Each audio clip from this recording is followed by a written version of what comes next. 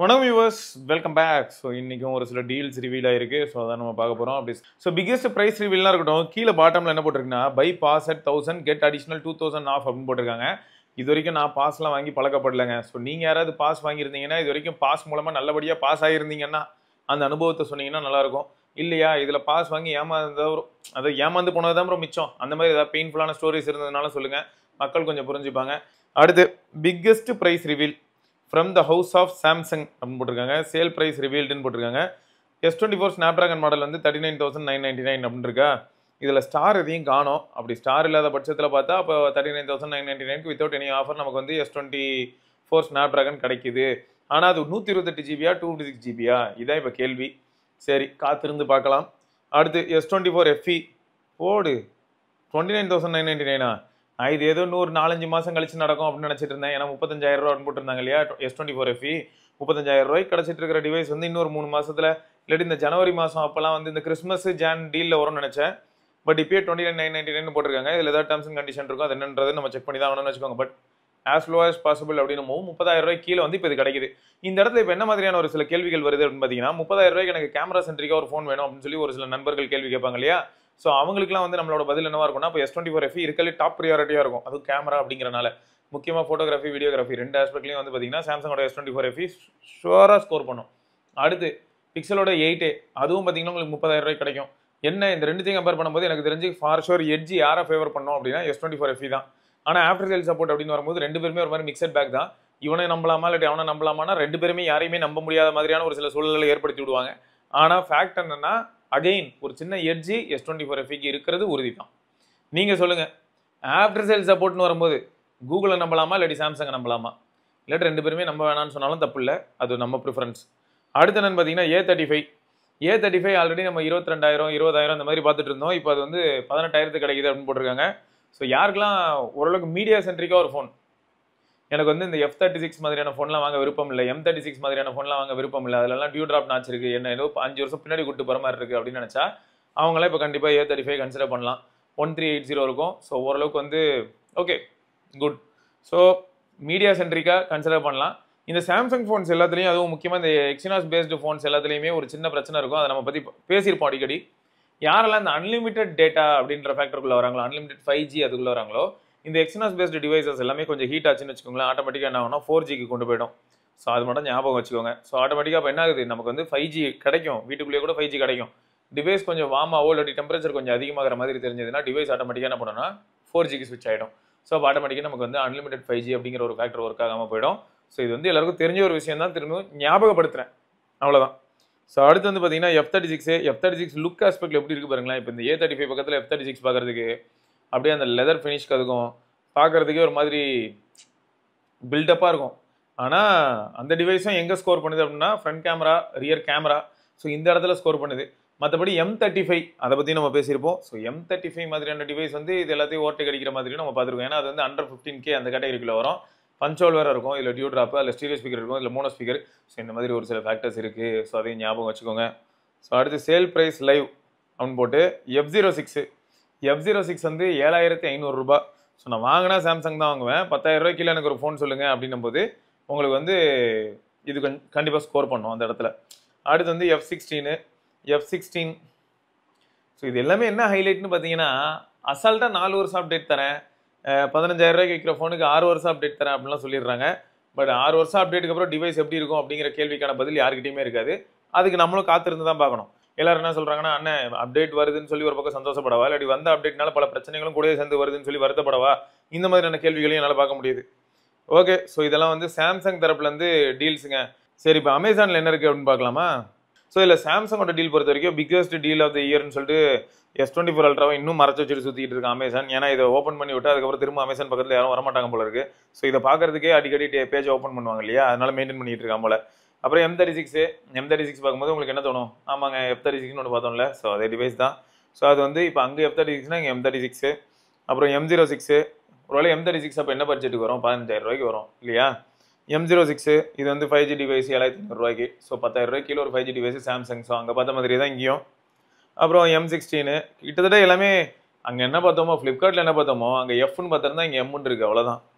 அப்புறம் A55 A55 24,000 ரூபா அப்படின்றது வந்து பார்த்தீங்கன்னா ஆல்ரெடி நம்ம இந்த பட்ஜெட்டில் பார்த்துருப்போம்.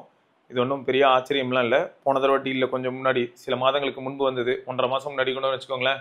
அந்த டீல்லேயே நம்ம A55 பார்த்தோம். ஸோ அகைன் இருக்குது. ஸோ A55 ஒரு மீடியா சென்ட்ரிக்கான ஒரு டிவைஸு, கொஞ்சம் ஹெவியாக இருக்கும். மிட்ரேஞ்ச் ஃபோன் தான், கொஞ்சம் ஹெவியாக இருக்கும். 1480 ஓரளவுக்கு நல்லாவே பர்ஃபார்ம் பண்ணிச்சு. 1580 இப்போ டாப் நாச். அதான் A56. ஸோ A56 அதுக்கு A56 37,000மா? பரவாயில்லையா? இப்போ லான்ச் ப்ரைஸோட ஒரு 3000 அந்த மாதிரி, லான்ச் அப்போ கார்டு ஆஃபர்ஸோட இருந்த ப்ரைஸ் கம்பேர் பண்ணும்போது இன்னொரு 3000 ரூபா குறைஞ்ச மாதிரி இருக்குது. A56 நல்ல டிவைஸ் தான். ஸோ 1480 யூஸ் பண்ணுற A55 எந்த அளவுக்கு நல்லா பர்ஃபார்ம் பண்ணிச்சோ, அதோட 1580 வந்து உங்களுக்கு Exynos 2100 அளவுக்கு பர்ஃபார்ம் பண்ணிச்சு. அதை நம்ம நிறைய இடத்துல பார்த்துருந்தோம். ஸோ உங்களுக்கு கேமரா சென்ட்ரிக்காகவும் மீடியா சென்ட்ரிக்காகவும் ஒரு டிவைஸ் வேணும் அப்படின்னும் போது A55ம் A56ம் உங்களை வந்து ரொம்பவே சாட்டிஸ்ஃபை பண்ணிடும். A36 எப்படிப்பட்ட டிவைஸ் அப்படின்னா 28,500 கிடைக்குதா? ஸோ அது வந்து டவுன் சைஸ்டு A56. ஆனால் ஸ்னாப்ட்ராகன் 6 Gen 3 இருக்கும். இப்போ தான் சோனியில் வந்து பார்த்தீங்கன்னா Xperia 10 Mark 3 Mark 7 ரிலீஸ் ஆச்சு. ஸோ அதுலேயும் இதே 6 Gen 3 தான். ஸோ அதை பற்றி கண்டிப்பாக நம்ம தனியாக ஒரு வீடியோ பார்க்கலாம். ஏன்னா சோனி எப்படி டிசைன் பண்ணியிருக்காங்க, அவங்க டிசைன் லாங்குவேஜில் ஒரு சில சேஞ்சஸ்லாம் கொண்டு வந்து இம்ப்ளிமெண்ட் பண்ணி வச்சிருக்காங்க. ஸோ அந்த மாதிரி இது வந்து உங்களுக்கு சாம்சங் தரப்புலேருந்து 6 Gen 3 பேஸ்டு ஒரு டிவைஸ் மிட் ரேஞ்சில். Fold 6 1,11,000 ரூபாய்க்கு Fold 6 கிடைக்குது. Fold 7 கிட்டத்தட்ட அது வந்து என்னங்க ப்ரைஸ் கட்டுது, 1.25 லட்சம் ரூபாய்னா 1,63,300 ரூபான்னு போட்டு டர்ம்ஸ் அண்ட் கண்டிஷன் போட்டு வச்சிருக்காங்க. அதனால Fold 7 இப்போதைக்கு நல்ல டிவைஸ் தான். ஆனால் அது எல்லாருக்குமான டிவைஸா? அதுதான் இங்கே பெரிய கேள்வி. Z Flip 7 under 1 lakh. S25 அது வந்து இப்போ 69,000 அப்படின்னு போட்டு டர்ம்ஸ் அண்ட் கண்டிஷன் போட்டு வச்சிருக்காங்க. S25 Ultra 1,12,500 ரூபாய், அதுவும் டர்ம்ஸ் அண்ட் கண்டிஷன் சப்ளை அப்படின்னு போட்டிருக்காங்க. S25 Edge 1 லட்சம் ரூபான்னு போட்டு டர்ம்ஸ் அண்ட் கண்டிஷன் போட்டு வச்சிருக்காங்க. என்னவா இருக்கும்? எல்லாமே வந்து பார்த்தீங்கன்னா card offer plus exchange bonus இதெல்லாம் தான் ஒரு ஃபேக்டராக உள்ள வந்து நிற்கும்னு வச்சுக்கோங்களேன். ஸோ அப்போ இந்த மாதிரியான டிவைஸஸும் உங்களுக்கு வந்து அமேசான் மூலமாக சாம்சங்கில் நம்ம பார்க்கலாம். பட் எல்லாருமே அவ்வளோ வெயிட் பண்ணிட்டு இருக்குது S24 Ultra. பட் அதை இப்போதைக்கு காட்ட மாட்டாங்க. ஏன்னா அதை காமிச்சிட்டா கிரிகாலன் மேஜிக் ஷோக்கு மதிப்பு இல்லாமல் போயிடும். OnePlus டீல் ஃபர்ஸ்ட் எடுத்ததுமே OnePlus 13R மேபி 35,000 ரூபாய் கிடைக்குமோ நம்ம காத்திருந்து பார்க்கலாம். ஏன்னா ஆல்ரெடி நம்ம 36 அந்த மாதிரியான ப்ரைஸ்க்கு பார்த்துருப்போம். இன்னொரு 1000 ரூபா குறைச்சோம் 35. ஸோ 35 அப்படிங்கிற ப்ரைஸ்க்கு 8 Gen 3யோட ஒரு நல்ல மீடியா சென்ட்ரிக் ஃபோனு, டீசெண்டான கேமராவோட, அதான் OnePlus 13R. பேட்டரி லைஃபும் நல்லா இருக்கு. ஸோ இப்போ வரைக்கும் நம்ம மக்கள் யூஸ் பண்ணிட்டு இருக்க எல்லாரும் எப்படி சொல்றாங்கன்னா, ஓரளவுக்கு ரிலேபிளான ஒரு டிவைஸ்னா இந்த வருஷம் வந்து OnePlus கிட்ட வந்துருக்கிற 13R, அது அரௌண்ட் 40K.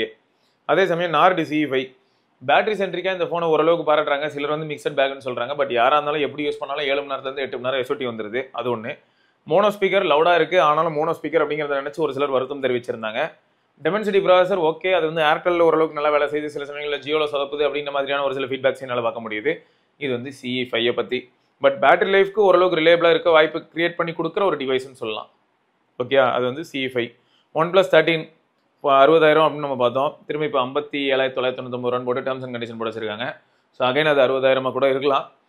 ஒரு நல்ல பர்ஃபார்மன்ஸ் ஓரியன்ட் டிவைஸு. கேமரா ஓரளவுக்கு ஆவரேஜ் தான். ஃப்ளாக்ஷிப் அப்படின்னு வரும்போது ஃப்ளாக்ஷிப் கேட்டகரியான கேமரா அதில் இருக்க போகிறது கிடையாது.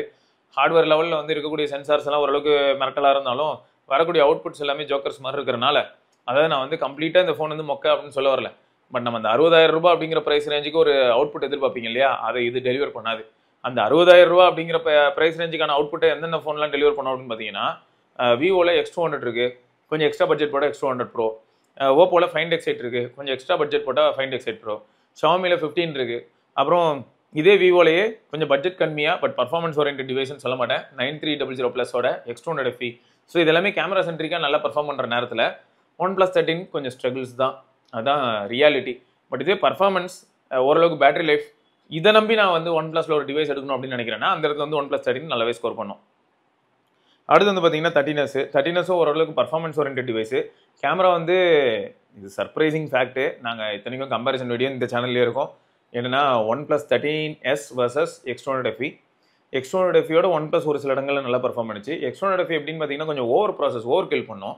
அதுவும் லோ லைட்லலாம் நல்ல பெயிண்ட் அடிக்கும். லோ லைட்டில் வந்து எப்படின்னா உங்களுக்கு ஃபோட்டோ டக்குன்னு யாராவது பார்த்துட்டு ஜூம் பண்ணாமல் பார்த்தாங்கன்னா X200 FE சூப்பர்னு சொல்லுவாங்க. கொஞ்சம் ஜூம் பண்ணாலும் என்ன சொல்லுவாங்கன்னா அப்போ OnePlus 13S ஸ்கோர் பண்ணும். ஏன்னா X200 FE ஹியூமன் சப்ஜெக்ட்ஸ் எல்லாத்தையும் வரைஞ்சி வச்சிருக்கும். ஸோ இந்த மாதிரியான ஒரு சில ஃபேக்டர்ஸ் இருக்குது. அடுத்து என்னன்னு பார்த்தீங்கன்னா மொத்தம் காம்பேக்டான பர்ஃபார்மன்ஸ் ஓரியன்ட் டிவைஸ் அப்படின்னு பார்க்கும்போது அந்த இடத்துல வந்து OnePlusoட 13S ஸ்கோர் பண்ணும்.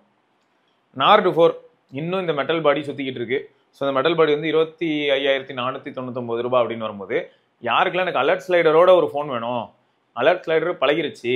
ஏன்னா இப்போ OnePlus 13 அந்த இடத்துல தான் ஸ்கோர் பண்ணுது. அலர்ட் ஸ்லைடரோட இருக்கக்கூடிய ஒரு device last flagship from OnePlus with Hasselblad and alert slider அப்படின்னா 13 தான். 15ல ஹேசல் பிளேடும் இருக்க போகிறது இல்லை, அலர்ட் ஸ்லைடரும் இருக்க போகிறது இல்லை. சரி, இது வந்து நார்டு 4 நார்டு 5 கம்பேர் பண்ணும்போது நார்டு 4ல அலர்ட் ஸ்லைடர் இருக்க போது ஃபுல் மெட்டல் பில்டு. ஸோ ஒரு சிலருக்கு இது பிடிக்கிறதுக்கான வாய்ப்புகளும் இருக்குது. கையில் எடுத்து ஹோல்ட் பண்ணி யூஸ் பண்ணுறதுக்கு ப்ரீமியமாகவும் இருக்கும். அதே சமயம் வந்து வெளியில் பப்ளிக்கில் எடுத்துகிட்டு போய் யூஸ் பண்ணும்போது இந்த கலரும் கொஞ்சம் ஸ்டாண்ட் அவுட்டாக இருக்கும். சில்வர்லாம் இன்னும் சூப்பராக இருக்கும்.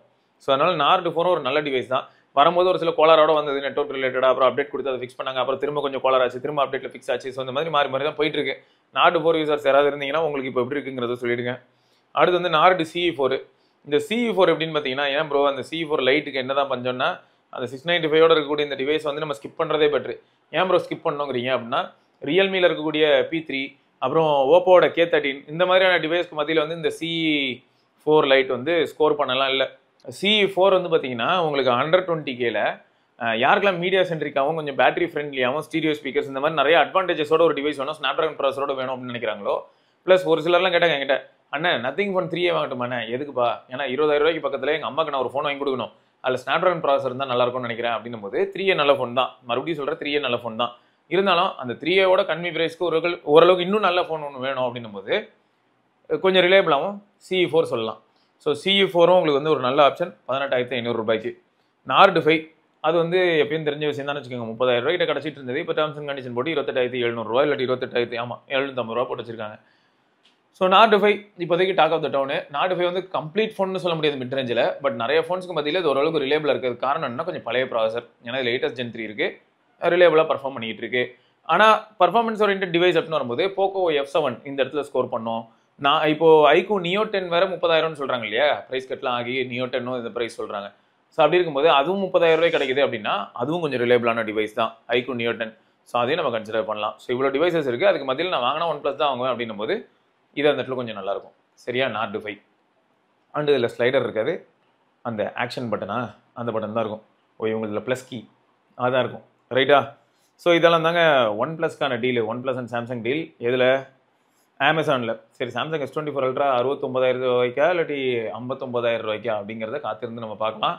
ஸோ மற்றபடி வேறு எதுவும் இல்லைங்க. வெரிஃபை பண்ணிக்கோங்க, நல்லா செக் பண்ணிக்கோங்க.